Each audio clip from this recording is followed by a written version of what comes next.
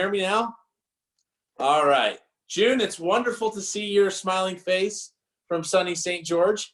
Hey guys, I am pumped to be with you today. I have two objectives today that I want to accomplish. Is number one, two topics. One of them is about self-growth and leadership, and the other element is just a skill for your real estate career right now. And so I've got these two things that I want to hit. But first and foremost, just want to shout out to everyone. Hope you're doing really well. It's been really fun catching up with many of you over the phone and having some good conversations about what's happening in your lives. But I hope you know again from your Everest family how much we love you and how much we're thinking of you, and can't wait for life to get back to normal at some point soon. So as we think about the world of leadership, I've been reading this book lately, and I'll actually reference it today.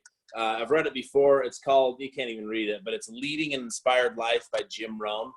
If you haven't seen this book, guys, you should write it down, order it immediately, and be reading it. They're very, very short chapters, and he touches base on basically so much of what he taught throughout his career, and amazing principles. And one of the ones that I read earlier this week that has been sticking with me all week is it's all about leadership. And so I'm gonna take some of what I want to share with you from that, but some of it from other great things. But one of my favorite quotes about leadership, because anytime we say the word leader or leadership, I've been in big groups before where I've asked the question, what comes to your mind? It's fun to listen to all the answers and to hear what everyone thinks.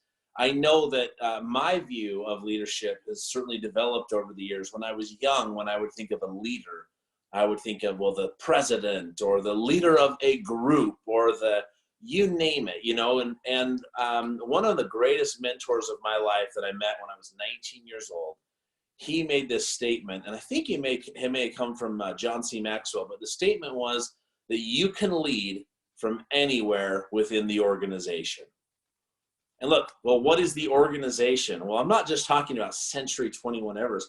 I'm talking about the organization of the world, right?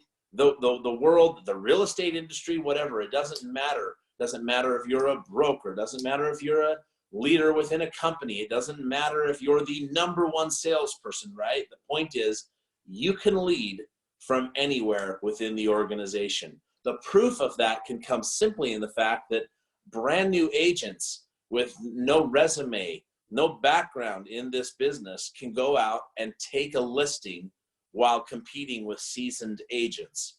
Think about how that's even possible from time to time, but it happens every single day. And I love that when agents ask me, can I even do this? Is there room for another real estate agent out there? So it's awesome to remember, you can lead from anywhere within the organization. And then, of course, one of my favorite books is John C. Maxwell, 21 Irrefutable Laws of Leadership. Step one is the law of the lid, essentially saying that you cannot lead anyone that you're not a stronger leader than. And so I challenge everyone, as we talk about a few of these principles today, to consider what areas you might be able to see some immediate growth in. What behaviors you may engage in. I know it's been good for me to do some self-reflection. So basically there's 6 points I'm going to invite you to write down if you have a pen and a paper handy. And these are some good thoughts about the way in which, and here's the point that he brings up. He says, if you want to be the type of leader that attracts quality people, the key is to become a person of quality yourself. So if you want to become a person or a leader that attracts quality people into your life, quality people to lead, then you must become a person of quality. And look, that's the message of Jim Rohn all the time. It's more about who you're becoming through this process, right? And this is a phenomenal point. And one of the other points he makes here, I've got it just in front of me, that leadership is refining your skills.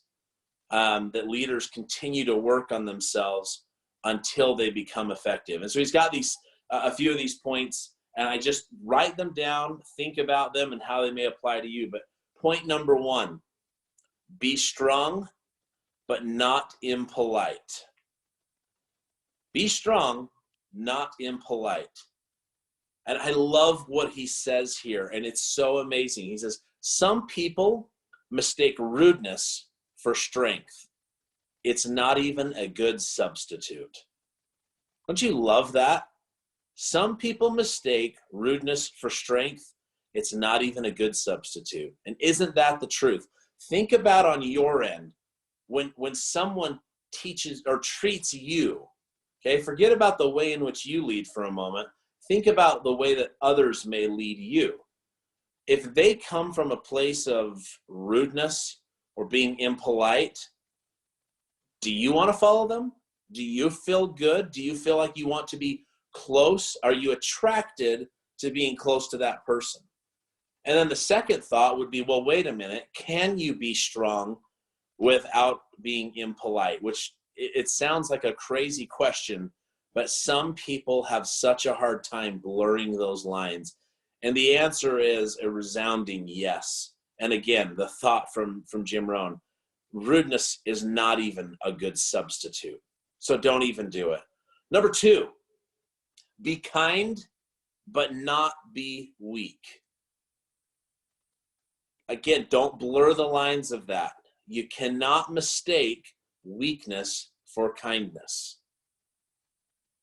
And sometimes what we believe when you're in a position of leadership or strength and the opportunity to lead others is that you think even real estate agents with their clients from time to time believe that it's okay to be rude. In fact, I'll tell you what, I made a phone call yesterday to an organization, and I wanted to, I just left a voicemail for them, needed them to call me back. Man, I should play the voicemail that I got back from you. I know the person was trying to separate himself and be different or whatever, but honestly, he was kind of rude on the phone.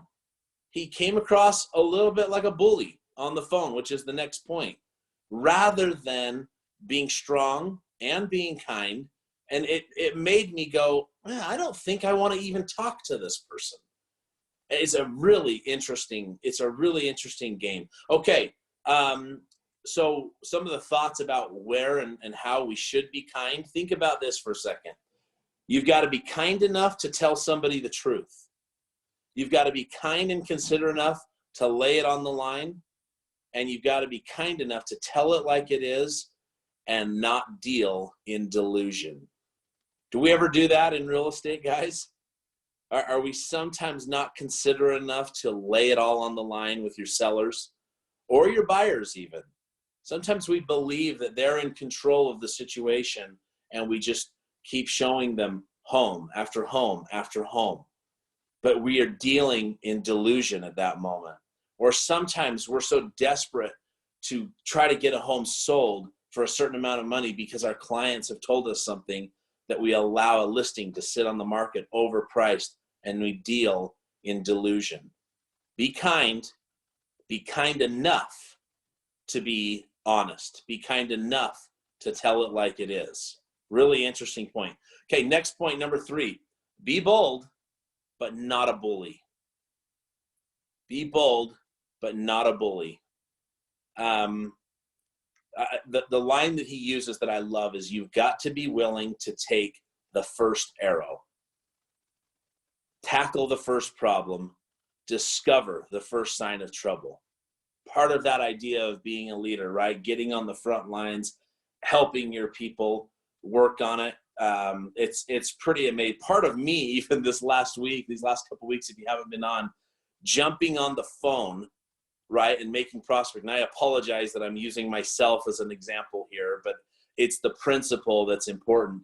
Part of the reason that I even jumped on, you guys, and made prospecting phone calls is not to go take a listing myself. It's not to create any opportunities for me. It was simply to help some of you rip that Band-Aid off and inspire you to get on the phone and make some phone calls. Try to take that first arrow and say, look, you can do this. It can be done. So important. Okay, let's keep rolling. Be humble. This is number 4. Be humble, not timid.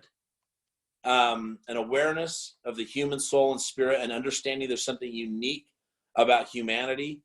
Let me just keep rolling. It says on the idea of being humble, it says timidity is like a disease. It's like a disease out there. So you've got to stay humble, being aware. It says you can't get high on life by being timid. Some people mistake timidity for humility, but humility is a virtue. Timidity is a disease. It's an affliction, and it can be cured. So think about what that looks like, right? You've got to be humble. So think about all the words that we're using right now. So far, it's to be strong, be kind, be bold, and to be humble. And then, of course, number 5 is going to be proud, but not arrogant. Be proud, but not arrogant. It takes pride to win the day. It takes pride to build ambition. It takes pride in community. It takes pride in a cause, in the accomplishment. The key to being a good leader is being proud without being arrogant. I love that, being proud in the community. Think about some people that you may look at out there that are proud of something, but not arrogant. Think about some of the people that are just proud. You know who comes to my mind right now? And I hate to even call a name out, but I'm thinking the person that I thought of when I said that is 2 people. It's Brenda Lee Jones within our company. When I read proud of a community, I thought of Brenda Lee. And the reason why is because I feel like everything she engages herself in, whether it's the company, the community foundation, the way in which she treats people, selling homes up in Midway, the board of realtors, whatever it is, she is part of that community and she is proud of it, but she's not arrogant. And then another person who I love and adore is June Fucall, our broker down in St. George. Another person that I see being proud and demands of herself to be proud of everything she engages herself in, but I've never, ever seen a whisper of arrogance from her. Think about the way in which these people and the way you're able to observe them, follow them, and do what they do, and you'll see great things. Okay, number 6 is the concept, the idea to deal in realities and to live in the truth. Don't lie. Don't skirt the lies. Don't even try to live in that world again of delusion or deception or manipulation. Deal in realities. I'm not sure, this is something I hear George say all the time, but I've heard a lot of people talk about this, but just the idea that you deal in truth, and a great leader never makes it worse than it is. They also never make it better than it is. They just make it what it is. So think about your communications with sellers and buyers, your clients, your associates, the other agents that you're dealing with, and then certainly in our personal lives with family and friends and others. When you're dealing in realities, you're not making things worse than they are. Anybody here ever deal with someone who makes things worse than they are? That creates just more problem, more confusion, more unnecessary stress. Or people that make things better than they are, right? The truth is going to come out. The Pied Piper will always rear his ugly head. And so you've got to just deal in the realities and live in the truth. So guys, these are 6 points from Jim Rohn, the great Jim Rohn, in his book. And again, if you haven't seen it, you can buy this on Amazon. I know you can't read it, but you just see it's Leading an Inspired Life. Take a look at that. Spend some time in that book. You can read a chapter of it in like 2 minutes. But boy, it gets you thinking a lot. And I've been thinking so much about this. Okay, I promise I want to talk a little bit about your real estate careers and businesses right now as well from a skill standpoint. Something that I talk a lot about, and I will never stop talking about it, is this world of just what's happening in your business day in and day out.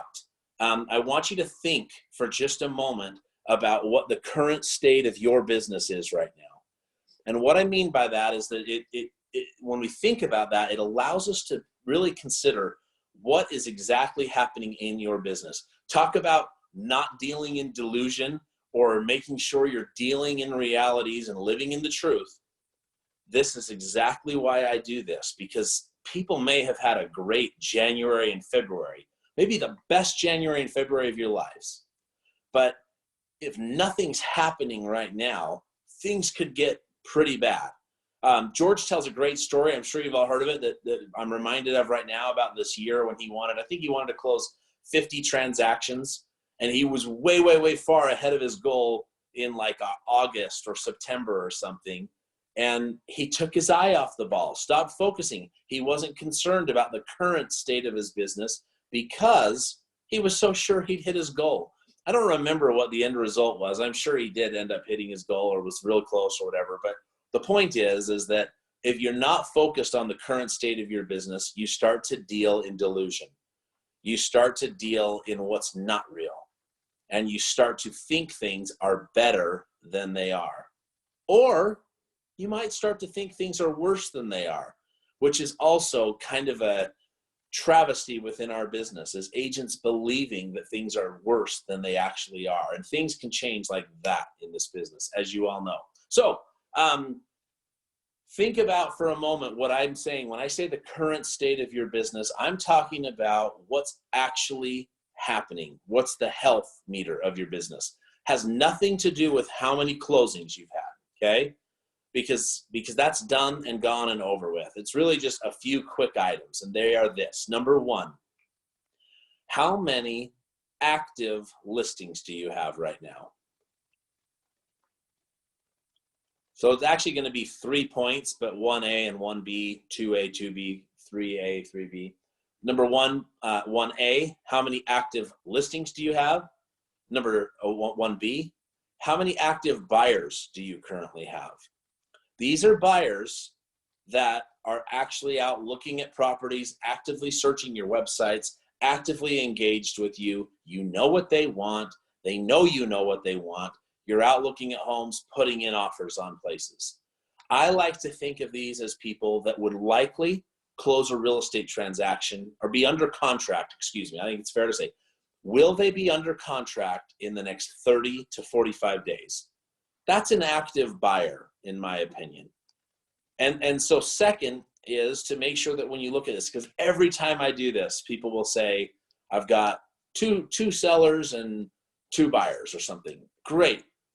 Where are your listings? I'm not sure. And tell me the names of your buyers. Well, there's the Johnsons, I think. Just really get down and serious. Take an extra 2 minutes and get specific with the names that you have. So active buyers, active sellers. Number 2, it's going to be under contract. How many sellers do you have under contract right now? And then number 2B, how many buyers do you have under contract right now? This is critical because this is, again, part of this current state of your business. What's actually happening, dollars that you can likely count on, right? Thinking about what is the current state of your business. Okay, then number 3. Number 3 is going to be appointments set. These are going to be appointments set with people that you've never met with before, okay? Unless they're a past client looking to re-sign, but just this is thinking about, if you think about the health or the state of your business, this is the idea and concept that who am I going to add into my pipeline? Who's my next active buyer? Who's my next active seller, right? You can think of these as just kind of like this working cycle that's going to happen where you have an appointment, then you get an active buyer or seller, then you get a buyer or seller under contract. This train that continues on, this cycle, you've got to keep filling up that pipeline, guys. You've got to keep bringing people in. And that's where it's important for you to identify today, right now, this morning, to say, how many appointments do I have set? Can we do virtual appointments right now? Absolutely we can. I'm hearing about it happening right and left. Are buyers out looking at properties right now? No doubt about it. Are sellers still putting homes on the market? Yes, they are. So we have opportunity. So I want you to consider on point number 3 there, how many appointments you have currently set with some buyers and sellers. So, 3A listings, 3B buyers. How many appointments do you have set on your calendar to meet with them? And guys, those 3 points, in my view, constitute the current state of your business.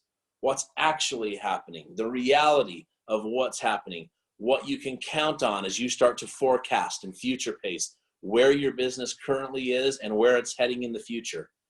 I had a great meeting yesterday with Kenzie Morris. Sorry, I always do that. Kenzie Cooley.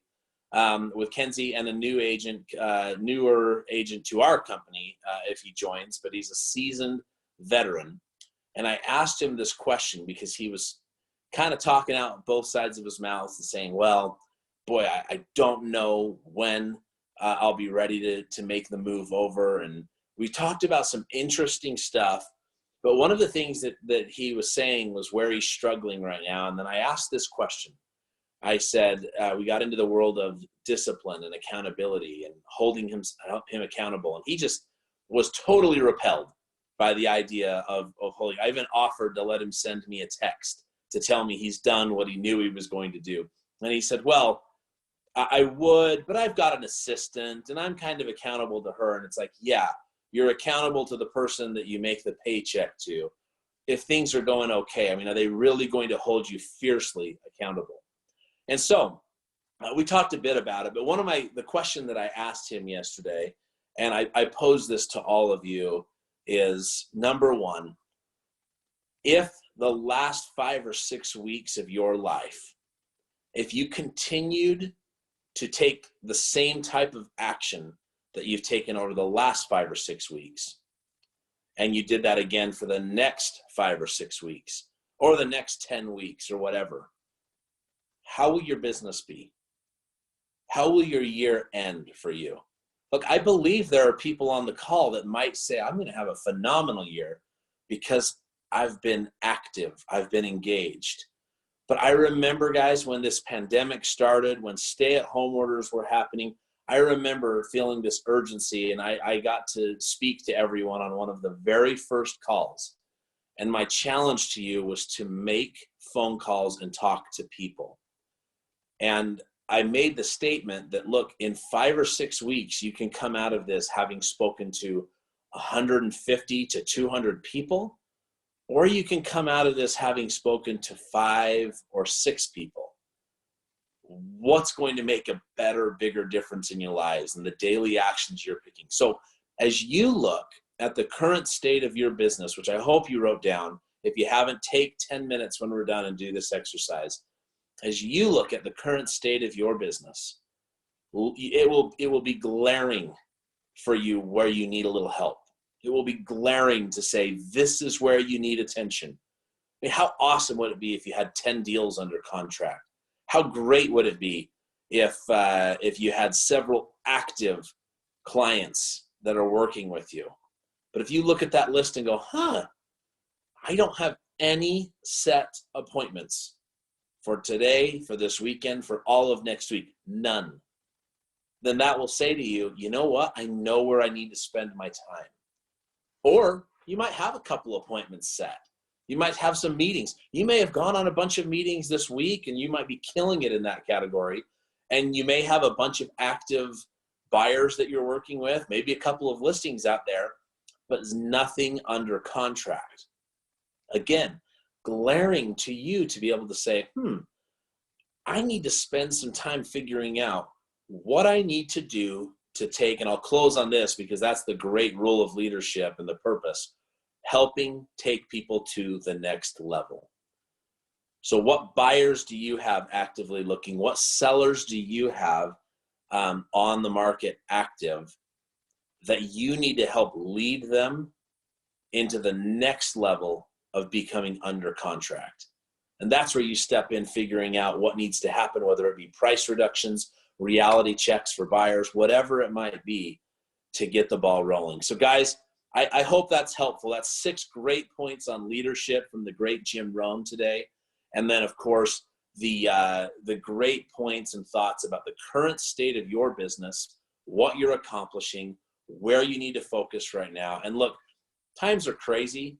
Separate yourself from the competition. Give yourself some minimum daily standards that you're going to accomplish and get yourself held accountable to that. And as you do, you're going to see great things happen, and you're going to come out of this pandemic and all of this stuff. I mean, you're going to come out of it on top, which is totally doable. So thank you so much for participating today. Thanks for all you're doing. If you need anything from me, my cell phone number is 801-859-6134. Again, 801-859-6134. Feel free to reach out, text message, phone call, whatever I can do to help you. And Russ, let's go ahead and do some closing affirmations.